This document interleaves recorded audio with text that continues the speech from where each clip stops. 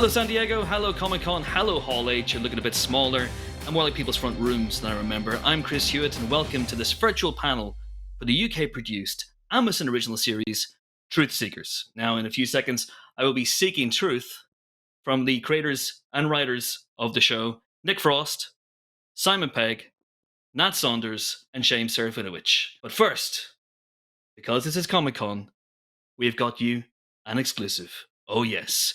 You are about to be the first people in the world to see the teaser trailer. Well, actually, no, that's not true. I've seen it.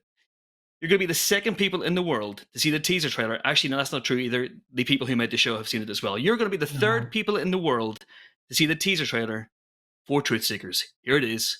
Do please enjoy.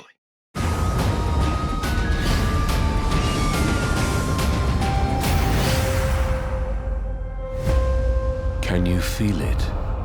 Ancient magic resides all around us. Ours is not the only universe. There are realms beyond it, underneath it, a myriad of parallel dimensions. Hey, did you steal one of my digestives? No. Welcome, Truth Seekers, to the Truth Seekers channel. Good luck, guys. We're on the cusp of something here. A gateway between worlds. I'll see you on the other side.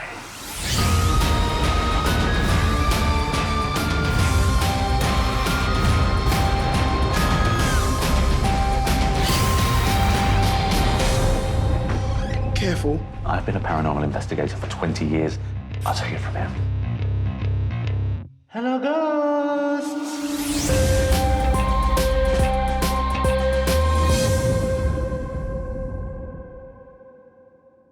There you go. The first ever look at Truth Seekers. You guys, you enjoy that?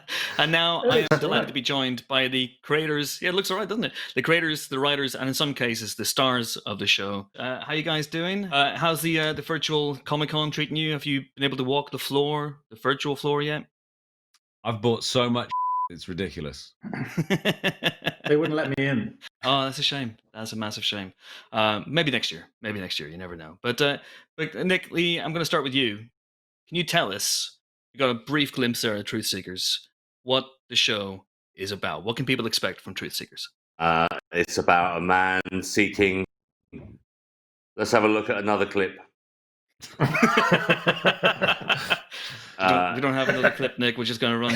Well, okay. Let's Can you play the first one again. reenact some scenes? It's just about. I think it's about a man, Gus, played by me, who, he's lost, I think, and he's looking for some truth in many aspects of his life.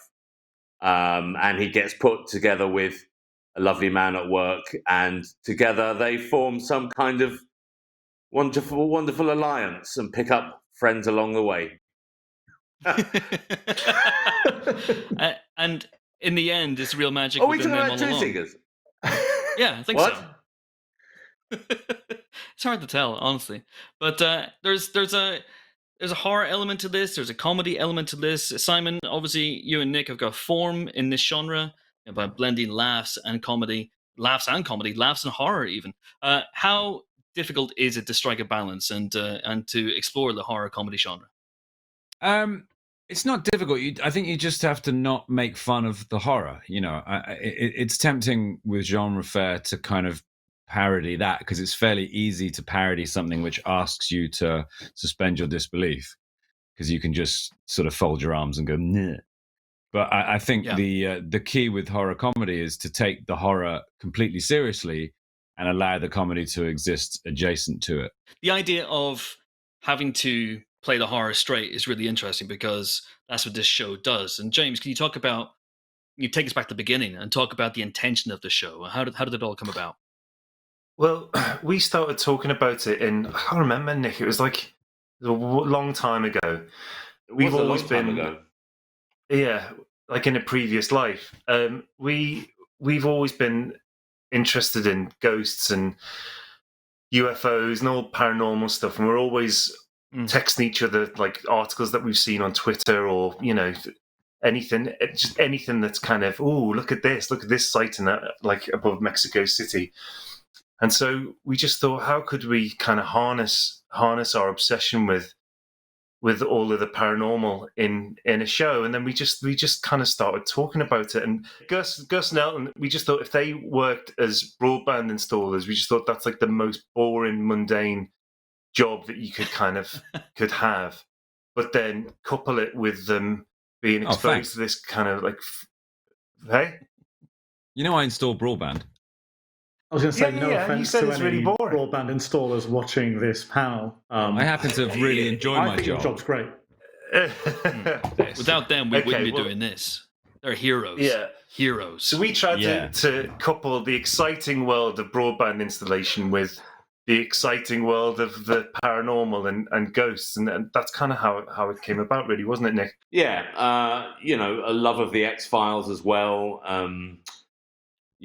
Simon and I used to go ghost hunting quite often, and imagine wouldn't it be great if we had our own little ghost hunting gang, and that's all we did as a job. It has kind of been building for a long time, really. And the tagline for the show and the teaser is "The truth is way out there," which does recall the X-Files. Is the X-Files the biggest? The chief influence on the show? What else is in there in terms of influences, Nat? I think it was a mixture of like wanting to get like that X-Files kind of vibe, and then also like looking back at old episodes of like Arthur C. Clarke's Mysterious World, reading old books about the Osborne Book of Ghosts and the kind of the paranormal stuff that kind of obsessed us when we were growing up, that scared us, that scared the life out of us. And so we were kind of pulling from different kind of places, and then. Like as Simon was saying, we wanted to take the horror really seriously and then make the comedy really funny. So that the horror stuff it's never spoofy. It's homage, if anything. Like there might be things that you'll recognize from other films and TV shows that in this show, but hopefully we've kind of put a spin on them and taken them seriously. We haven't just kind of done a kind of goofy, like just let's add some laughs to a classic horror trope scene kind of thing. So they came from all over, but yeah, specifically, like James bought this collection of leather-bound paranormal books from Andy Nyman, the guy that directed Ghost Stories, and we spent hours poring over these books. And it's the kind of thing where the unexplained. That's it. Yeah, and you've got like spontaneous human combustion. You got like a photo of a charred old lady's foot in a fireplace that I remember as a kid just kind of frightened and fascinated me in equal measure. And we just wanted to bring a lot of that stuff to the show, like lots of kind of hauntology and psychogeography and number stations and weirdness that you kind of maybe haven't seen before. I always thought it was amazing in those images that you used to get in those magazines of people that had died via spontaneous human combustion, apparently. Like Nat said, it was always like an OAP's leg, but they were always next to a 3-bar fire. It was just, there was always this telling little detail in the picture. They were always next to the fire or a heater of some kind. That was the only link I could make out. Wasn't that spontaneous? Yeah.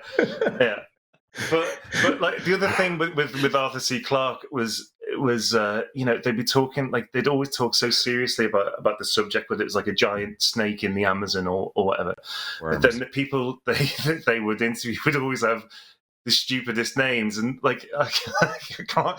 There's one guy who's a sheriff, and Poch Didier, yeah. And he's talking about like a rain of frogs. But can you remember any other names? It's like literally. I can remember Mike Snarskis, Poch Didier, Mike Snarskis, yeah. There are others. Names. They're worth checking out on YouTube. The old Arthur C. Clarke, World of Mysterious Powers, and whatever the other one was called. I think they're all on YouTube. And yeah, there was a lot of inspiration taken from those kind of shows. That was a show. And from YouTube as well, and from watching stuff on YouTube like watching exorcisms on YouTube, and it's so obvious. It's so wonderfully obvious. It isn't. But for that second, you're watching it and you get that weird chill up your back, and you think, "Oh, maybe it is real." And it isn't. There is some creepy stuff on YouTube. Actually, there's some. Yeah, there's some really, obviously, But there are a couple of good scares that you might find in a horror movie on YouTube that are supposedly real, but of course they're not. You know, YouTube is it's just clips that people themselves put on the internet. Is it? Yeah, it's not. There's no studio behind it. Oh, I thought it was YouTube going around filming all these things. Imagine if it was just all shot by a studio. Everything on YouTube. By Jeff. Everything YouTube, on YouTube was If you wait long enough, no one's ever watched a YouTube clip till the end. But if you wait long enough, there are credits. Written, directed, starring by Jeff YouTube. But it's interesting because Nick, Gus is a YouTuber. So did that aspect of the character come from that?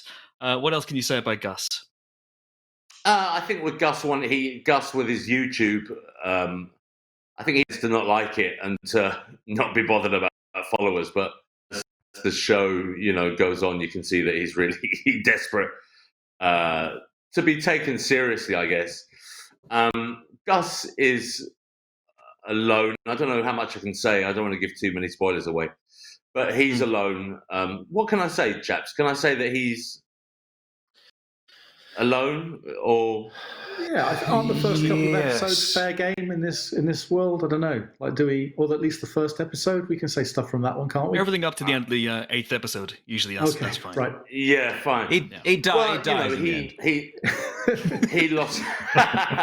He lost someone very close to him, and his love of the paranormal came from her, and when she died, he picked up the reins, so to speak, to see if there was a chance that he could potentially see her or meet her again, or if not here, then certainly in some other realm. Yeah. Yes. Like YouTube. And that is, and that's his drive, That's that. But sadly, that doesn't pay the bills. So, he has to get up and go and, as James said, he works for a company called Smile, and he is a broadband engineer. So that's what pays the bills. And then in his downtime, he's on YouTube. That's basically it. Just a man surfing YouTube. And talk of Smile brings us to you, Simon, as well, because you play Dave, who is Gus's boss at Smile. I have to say, that's a hell of a Barnet he's got there. Amazing stuff. Yeah, I was the one sort of deal breaker for me in playing Dave was that I wear a terrible wig that made me look like a mannequin. But there's reasons for everything in Truth Seekers, and there's a truth behind every facade. But it was a lot of fun. Yeah. It was, because he's just sort of relentlessly positive, and I just sort of crop up in a couple of scenes every episode, and there's one I'm not in, and sort of give Gus and Elton their assignment for the episode, which is usually to install broadband somewhere. And he works with this company called Smile, which are a sort of thinly disguised Sky type organization, a multinational broadband provider who may or may not be nefarious in their aims and deeds. Interesting. Let's have a look at a clip. Again, we don't have to clip. Simon and Nick are going to have to act it out. Do you remember the script? Can you just act out like a brief 3 to 5 minute scene? Just do it now. I can't remember pre-lockdown anything. What my dad looked like. It's a different world. It is an interesting fact. The wig cost us $8,000. And there was one exactly the same. What I'm getting for this is amazing. There was one that was exactly the same. Simon's deal breaker meant that two departments didn't get fleeces when we wrapped. Nick's wearing that wig now on his chin. Simon and Nick, I believe you guys have worked together. I looked it up on the internet beforehand. What was it like reuniting on this one, no matter how briefly? It was all right. Good, excellent, James. And that there's a old school horror feel to this show. How did you go about doing that? Well, yeah. Well, we kind of okay. You went to an the old director, school, Jim didn't you? Field Smith. Yeah, we went to an old. No, like the idea was that it was going to be a lot of practical effects over CG. The locations were all going to be like real, abandoned, potentially haunted places. Everything, like even the lenses, were like they were kind of like. They were used on, what was it, Return of the Jedi? Yeah, the lenses were used on Return of the Jedi and Raiders of the Lost Ark. So they got the shows, but only second unit. Only second unit. It was just stills. It was just a stills unit. But yeah, so it's got like an old feel that you kind of can't really replicate with cameras now. So it's something really authentic about it. And Nat, did you find that your love of ghosts developed when you wrote A Christmas Carol? This is a specific dig at my lockdown hairstyle. I'm not in any way claiming that I helped Charles Dickens write any of his major works. I wasn't alive when he did. This is purely victimization about my current haircut. So, but you did use a quill when you were writing out the scripts, yeah? Well, I did, yeah. Yeah. How did you get that haircut, Nat? It's incredible. Can we just we're all on lockdown here. Can't go near a barber. Okay, you got it from a website called It's off limits. Simon, I just wanted to go back briefly to working with Nick. How was it for you? Yeah, it's always fun. You know, it's like coming home, and it's all. I always feel cozy when we're on set together. You know, because it's very easy. And I didn't do my bits until right at the end of the shoot, and so Nick and the gang were all very much ensconced, and it was like, you know, starting a new school. But you know, him being there made it very, very easy, and it was I mean, what can I say? It's like it's my baseline, you know, for working. Just like wearing a nice old pen slide on in, and yeah, it's like slipping into a pair of, putting on an old smoking jacket or you know, a diving suit. It's always nice to have Simon on set. It's always nice to see him and to. Oh, that's my Deliveroo. Excuse me. Did you bring one for everybody? Yeah, we got 36 streets. We've got some Korean food. I just love looking on the call sheet and seeing that Simon's in. You know, because you know you're gonna have a laugh and catch up and chat or not chat or you know it's we'll get to work with your best mate. You know, absolutely. And you mentioned they're the gang, and we saw the teaser trailer. There's a number of other characters we haven't really talked about. You mentioned Elton. Malcolm McDowell's in the show as well. It's a fantastic cast. What can you say about the other characters in Truth Seekers? We have just an amazing cast. Obviously, there's Nick and Samson Kayo playing his partner Elton, and then Simon. But you know, we've managed to get Malcolm McDowell. We've got Emma Darcy playing this character Astrid, who comes to the gang for help solving a ghost problem. We've got Susan Wokoma, who's amazing as Helen. She plays a kind of agoraphobic, slightly tense sister of Elton's character, and she's just awesome. I mean, everyone's great. I don't need to kind of say after their names. Everyone's exactly. No one did knock out the park. No, say the ones that aren't great. That one guy was. Actually, I was a bit in my cameo actually. So there was one guy that wasn't great. Oh yeah, you're in it, aren't you? Yeah. And Julian Barrett. We got Kevin Eldon in. We got. We just got like a never-ending stream of like just great performers coming in and just doing like some really weird, kind of strange little roles. Some of them like doing kind of stuff that they probably hadn't done before. There's some very, you know, oddball characters peppered throughout the series.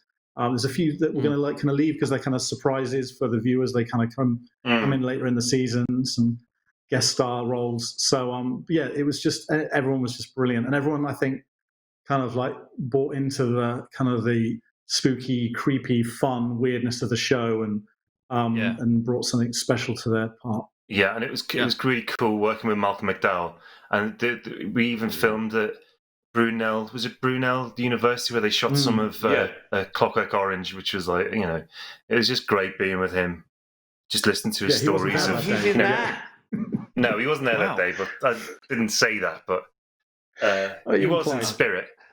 He was in London. He was. Yeah. We bonded over. Me and Malcolm bonded over Star Trek because we're both. I don't know if you guys know, we're both in Star Trek. And he told me a funny story about William Shatner from Generations. He's in Star Trek as well, isn't he? Oh, so it's not repeatable, he's that story. He's the bad guy in Generations. He kills Kurt. Is it repeatable? It was fun. He did. No, it's not really repeatable. He told me in confidence, and I think Shatner would probably have it. What another teaser trailer. Let's take a look at a clip from Star Trek Generations. Tune into Comic-Con late. You'll find out the truth behind that story. Nick, do you have any amazing anecdotes that you can share with us? What, about the Wrath of Khan? Yeah, like, has anyone told you about any incredible scenes they've shot over the years, but they can't go into Simon's details? stuff was good. Once I wrapped, Simon came in and did some great comedies. I don't know, we got to shoot in some great places. That's one of the things I love about acting, doing this job. We got, what was that lady's house? It was like a Tudor interior and a Georgian exterior, right? Yeah, well, we were filming it was incredible. We shot quite a lot of stuff there. We were filming a creepy scene that involved a vivisectionist, and then the woman who let us use her property was like, "Oh, great, because I used to do a lot of vivisections in this place." And it was like, "Oh no, this is actually quite grim." No. And then we did actually film. We filmed in a disused bio lab at some point, and we realised that it was probably the creepiest of all the locations because we'd already done like a lot of like kind of Victorian abandoned haunted mansions and a haunted hospital and all this stuff, but the recently disused biolab and the terrifying, chilling clinical cages and gas chambers within were definitely there was definitely some very unpleasant things that went down in this place. Oh my god! So that leads very nicely to the last question, which is, we've heard that Simon and Nick used to go ghost hunting. Did you all go ghost hunting? Simon, what were your memories of going ghost hunting with Nick? Did you ever find any?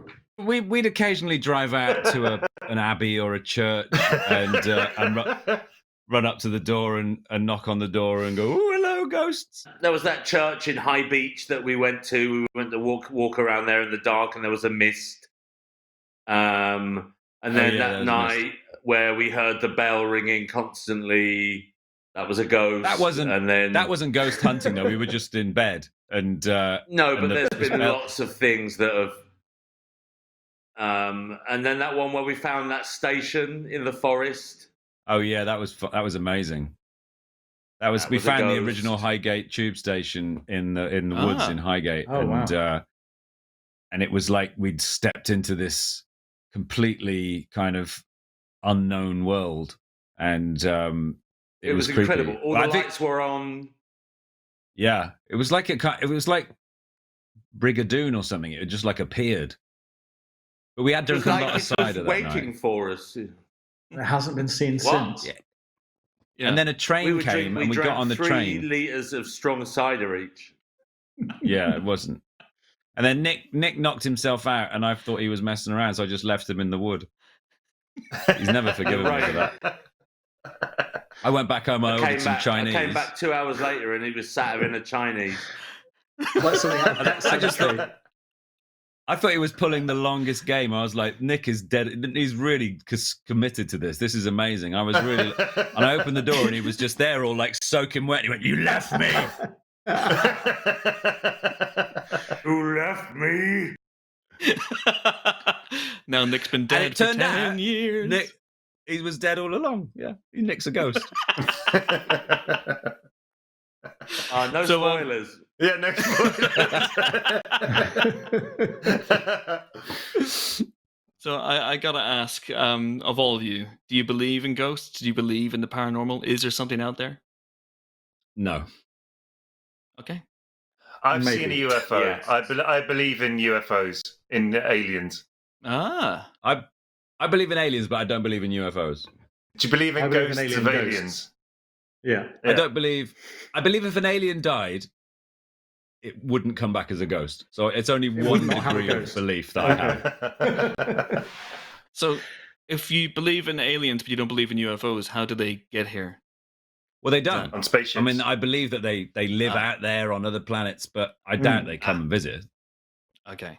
They don't I got you, necessarily I got have transport. You know what I'm saying? Fair enough. He But believes in no UFOs. ghosts. Okay. There's no point owning a okay. flying saucer in this galaxy, believe me. I've Yeah, seen this is one. true. I've totally seen one. And it was as clear as day, even though it was at night. I thought I saw one. I went out ghost hunting, and we parked next to Fairford Air Base, me and my friend. And again, I think weed may have been involved when I was in a ghost hunting collective called Codename Lizards, and we saw what we believed was a UFO landing at the airbase, and we recorded ourselves reacting to it, and so we could play it back to other people later as proof. But it was just an aeroplane, so it wasn't a UFO. It was an FO. But was your reaction as if it was a UFO? Yeah, absolutely, 100%. And I still have the recording, even though it's from 30 years ago. I still have the recording of excitedly screaming, "Oh my God, look at that." It was because it was really quiet. It just felt quite eerie. Me and Nick we were at Area 51. We went to Area 51 and we did a bunch of stuff just outside the base there, and we saw a bunch of like ultrasonic aircraft, but no flying saucers. That was for Paul, was it, in research? Yeah. No, actually, it was when we were doing the press for Paul. We went out to Area 51. James, I got to ask you about your UFO. Yeah, so I was in Ibiza on holiday, and I was 16. Oh, yeah. So this is Here we go. pre Off his anything nut. illegal. Tripping balls. And me and my friend and these two girls, we went down to the beach to look at the moon, because that's what you do when you're 16 and you're on holiday. And Whilst having a little this kiss. day was whilst having a little kiss. And but so we went down and it was all overcast all over the sea, so you couldn't see anything apart from this big shining light that was right over the sea, and it was almost like it was strobing, and it was lighting up the whole of the sea, and then it went really faint, so it like kind of went away, and then it just came right back and went over our heads, and it was like it was like the Borg ship from Star Trek. It was like a big rectangle, and it had like kind of like domes and stuff on the side and lights, and not only did I see it, all of the people who were there saw it. And so it was like four of us at this kind of this shared experience. But that's why I believe in it. So there we go, the end. And how many lights? How many lights did it have on it? Was it like a kind of? And how many pills had you done? Loads. I thought so. No. Yeah.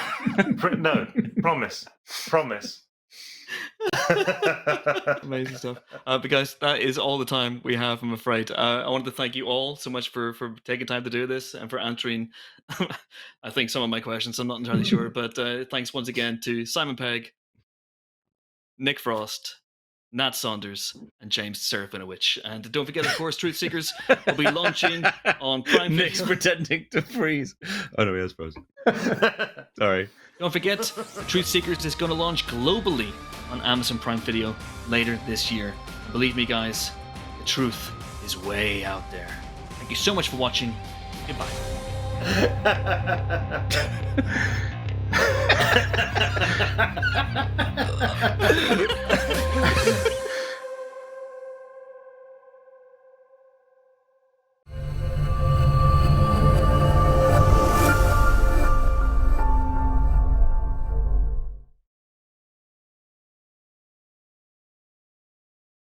Look at this. This is what it's like working on a studio.